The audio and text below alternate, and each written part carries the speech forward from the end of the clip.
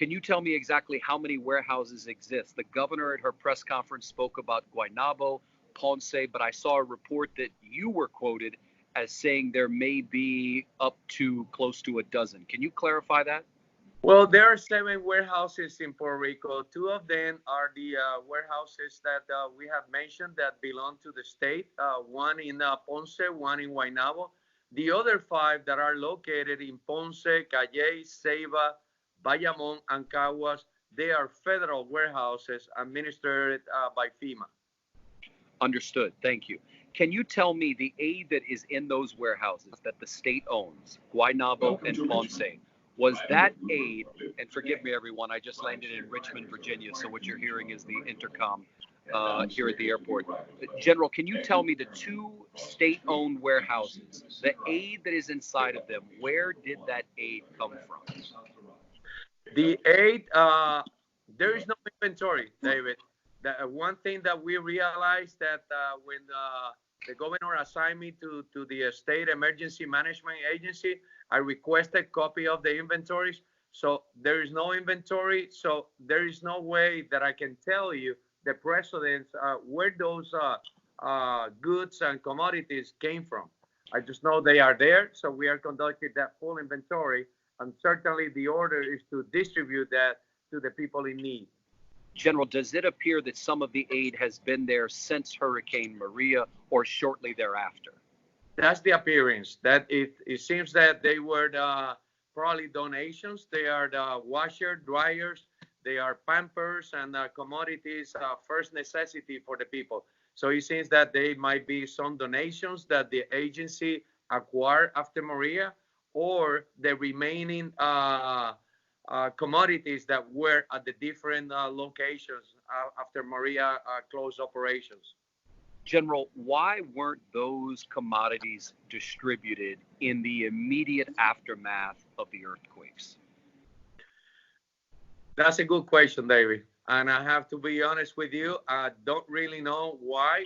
Apparently, they were kept in secret, and the governor was always told that the commodities were distributed properly and accordingly to the contingency plan. So it was a lack of information being provided to the governor, and sometimes she was not properly informed of all these commodities being warehouses at these warehouses.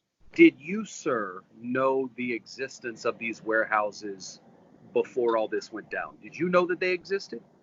No, I don't.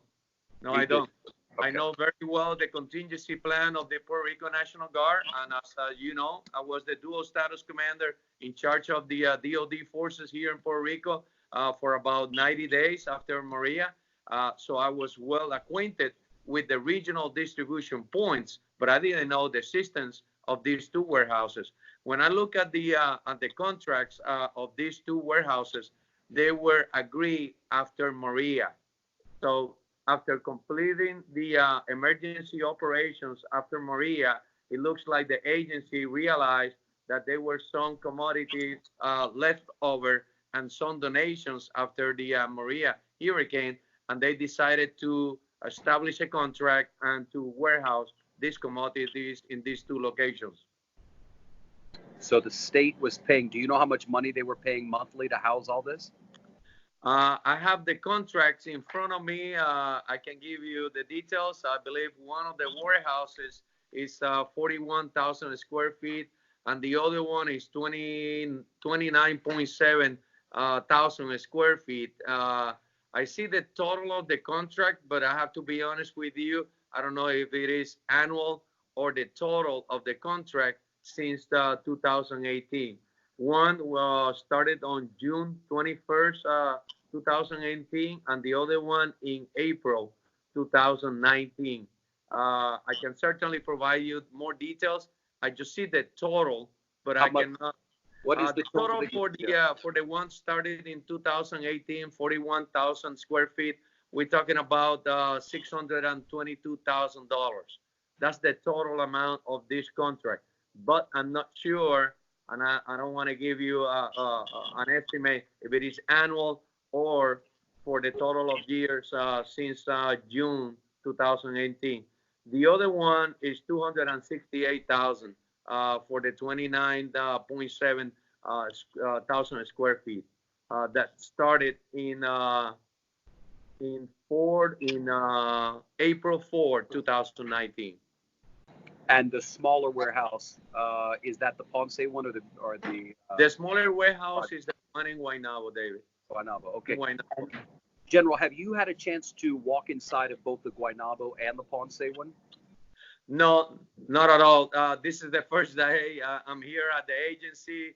So as a new head of the agency, I requested a report from each one of the directorates, personnel, budgeting, and all that. And then I went over the operations to familiarize myself with the operations of the agency.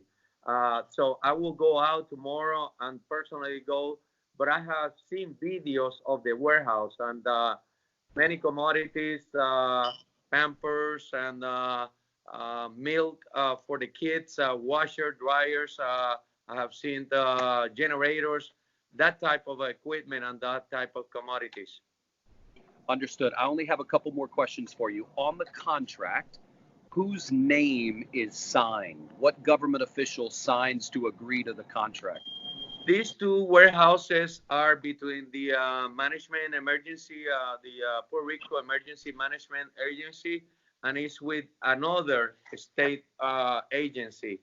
I can translate it. There is an agency for commerce and exportation.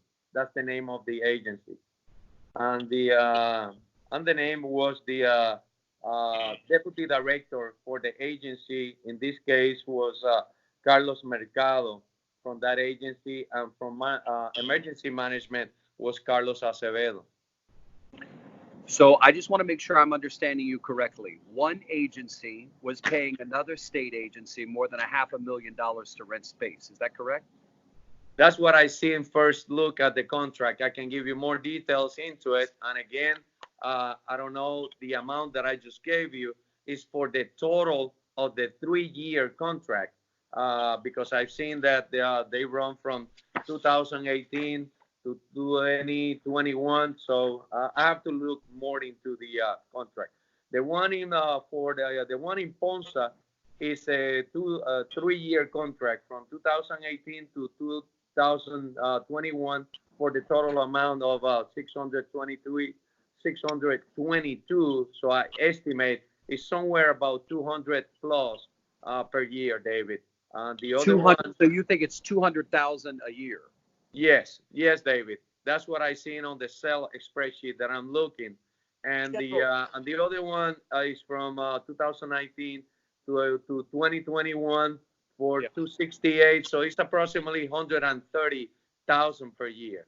130. Okay, General, is it odd to you that a state agency is paying $130,000 a year to another state agency to rent a building? I have to be frank with you, David. As a U.S. Army general, we don't rent buildings from other agencies. So I'm learning as we go how the state government works, to be honest with you. I know Seems like a waste of taxpayer dollars. A state agency that owns buildings, right? They usually public buildings. The relationship, the contract relationships, I'm not well acquainted of that relationship.